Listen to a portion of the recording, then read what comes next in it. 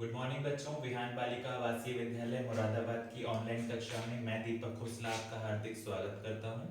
बच्चों, आज की जो हमारी कक्षा है उसका टॉपिक रहेगा इंटरनेट।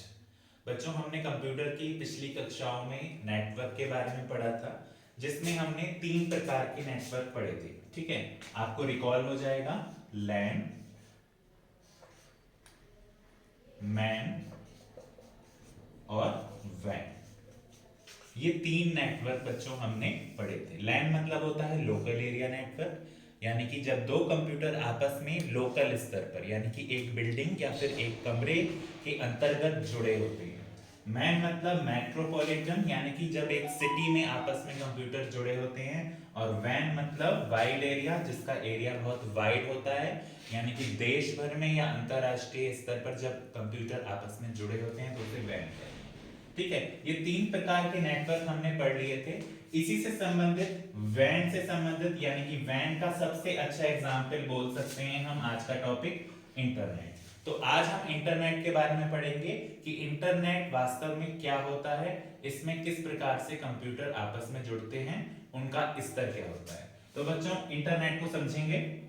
देखिए, आप एक शब्द देख रहे हैं इंटरनेट। ये बेसिकली क्या है, 2 शब्दों से मिलकर बना है। अगर इसको तोड़ेंगे तो देखो 2 शब्द निकलेंगे, इंटर प्लस नेट। ये देखो, इंटर और नेट। इंटर का अर्थ होता है इंटरनेशनल, यानी कि विश्व स्तर पर।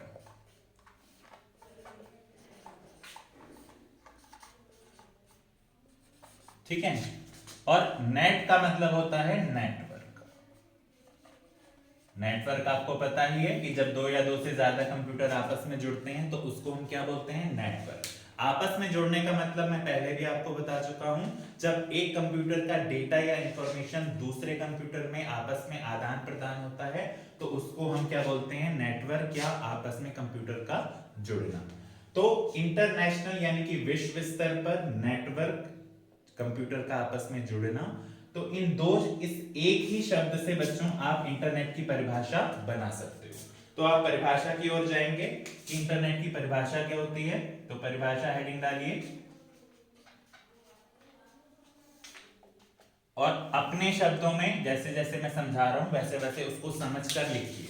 कि इंटरनेट की परिभाषा हेडिंग डालिए, उसके बाद लिखिए जब 2 या 2 से ज्यादा कंप्यूटर विश्व स्तर पर, क्या बोला मैंने, जब 2 या 2 से ज्यादा कंप्यूटर विश्व स्तर पर आपस में जुड़ते हैं। अर्थात विश्व स्तर पर जब कंप्यूटर का डेटा एक स्थान से दूसरे स्थान पर या एक कंप्यूटर से दूसरे कंप्यूटर में ट्रांसफर होता है तो वो जो टर्म कहलाती है वो क्या कहलाती है, इंटरनेट। अब बच्चों, इंटरनेट का सबसे अच्छा एग्जांपल, परिभाषा आपने लिख ली कि जब 2 या 2 से ज्यादा कंप्यूटर विश्व स्तर पर आपस में जुड़ते हैं तो उसे क्या बोलते हैं, इंटरनेट। और इंटरनेट का सबसे अच्छा उदाहरण, जो इसका सबसे अच्छा उदाहरण है वो क्या है बच्चों, एटीएम। लिख लेंगे ये लाइन कि इंटरनेट का सबसे अच्छा उदाहरण क्या है, एटीएम। एटीएम क्यों है, पहले एटीएम की फुल फॉर्म लिख लो, क्या होती है, ऑटोमेटेड टेलर मशीन। ठीक है, कभी कभी एटीएम की फुल फॉर्म भी आपके टेस्ट परीक्षा में पूछी जा सकती है, इसीलिए मैं फुल फॉर्म लिखवाता हूं। तो आप लिख लेंगे कि एटीएम, इंटरनेट का सबसे अच्छा उदाहरण क्या है, एटीएम, और उसकी फुल फॉर्म लिख लेंगे। आप समझेंगे कि एटीएम क्यों है सबसे अच्छा उदाहरण। आपने बच्चों एटीएम देखा होगा, एटीएम में क्या होता है, कार्ड होता है। ठीक है, कार्ड के माध्यम से क्या होता है, आपके कंप्यूटर, जिस एटीएम में आप जाते हो उसमें कंप्यूटर लगा होता है, और जैसे ही आप कार्ड डालते हो तो कार्ड से क्या होता है, आपकी इंफॉर्मेशन यानी कि आपके कंप्यूटर की इंफॉर्मेशन वो क्या होता है, दूसरे कंप्यूटर से उठाकर आपके पैसे को निकालता है। ठीक है, क्या हो रहा है इसमें, कंप्यूटर सूचनाओं का क्या हो रहा है, आदान प्रदान कैसे हो रहा है, एक कंप्यूटर से दूसरे कंप्यूटर में। ठीक है, जैसे आप एक अपने एटीएम से किसी दूसरे शहर में जाकर निकालते हो तो भी आपके पैसे निकल जाते हैं, तो वो कैसे संभव होता है, इंटरनेट के माध्यम से। ठीक है, क्योंकि इसमें क्या होता है, डेटा का जो आदान प्रदान होता है वो क्या होता है, विश्व स्तर पर होता है। यानी कि हम देश विदेश कहीं भी अपना एटीएम यूज कर सकते हैं। ठीक है, कहीं पर भी जाकर हम पैसा निकाल सकते हैं। मुरादाबाद का पैसा दिल्ली में निकल सकता है, दिल्ली का मुंबई में निकल सकता है। तो ये किस प्रकार से संभव हो पा रहा है बच्चों, क्योंकि हमारा जो नेटवर्क जुड़ा है वो विश्व स्तर पर जुड़ा हुआ है। ठीक है, तो आपको समझ में आया होगा कि इंटरनेट क्या है, और इंटरनेट का सबसे अच्छा उदाहरण जो मैंने एटीएम आपको बताया वो किस प्रकार से काम करता है, किस टर्मिनोलॉजी पे काम करता है, इंटरनेट पर। ठीक है, तो आज की कक्षा में हमने क्या पढ़ा कि जो हमने 3 नेटवर्क पढ़े थे उसमें से वैन यानी कि वाइड एरिया नेटवर्क का सबसे अच्छा उदाहरण इंटरनेट था, और इंटरनेट की हमने परिभाषा उसके एक शाब्दिक अर्थ से ही बना ली, और उसका सबसे अच्छा उदाहरण एटीएम के बारे में समझा।